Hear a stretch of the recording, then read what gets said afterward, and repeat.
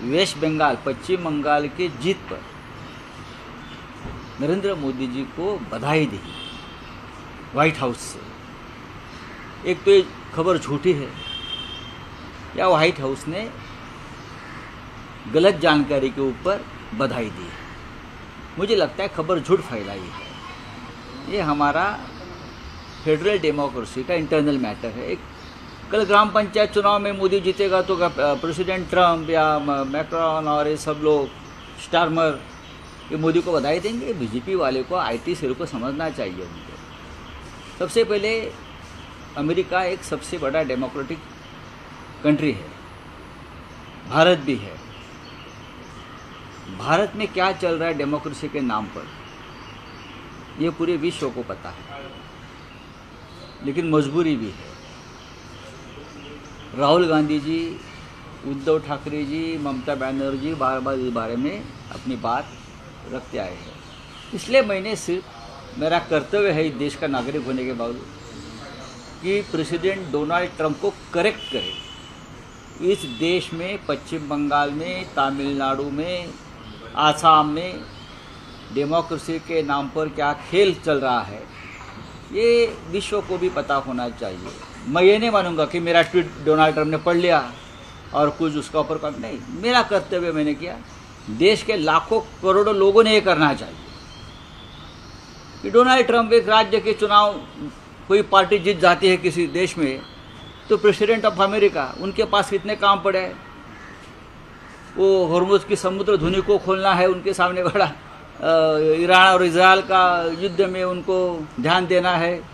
हाँ, बहुत सी बातें हैं। तो वेस्ट बंगाल में मोदी जीत गया, यहाँ वो जीत गया, उसके ऊपर वो बधाई देगा। ये बीजेपी वाले मोदी जी की छवि खराब कर रहे हैं। तमिलनाडु के गवर्नर अपॉर्चुनिटी नहीं दे रहे सबसे बड़ी बात टीवी के है। एक देखो, टीवी के 108 एमएलए उनके चुनकर आए हैं। संविधान ये कहता है कि सबसे बड़ी पार्टी को सबसे पहले बुलाया जाता है और बहुमत सिद्ध करने का जो फ्लोर है वो विधानसभा है। महाराष्ट्र में कोश्यारी ने क्या बहुमत देखा था? जब सुबह का शपथ लिया था 5 बजे, उसके बाद जब उद्धव जी ने जब इस्तीफा दिया तो कहाँ बहुमत देखा था उसने? तो ये जो है भारतीय जनता पार्टी के जो एजेंट बैठे हैं राजभवन में, नाम तो लोक भवन किया है ना, नाम का लोक भवन है, लेकिन लोक भवन में लोगों की भावनाओं की, मतों की हत्या होती है।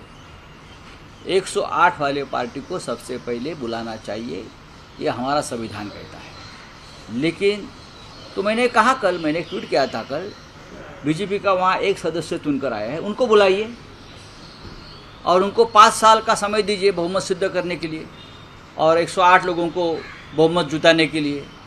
एक है बीजेपी का तमिलनाडु में एक सदस्य चुनकर आया है, फिर राज्यपाल ने उनको बुलाया, चलो आप आइए, और उनको 5 साल का समय दीजिए बहुमत सिद्ध करने के लिए। 5 साल बीजेपी यही कर सकते हो, ये कर भी सकती है बीजेपी।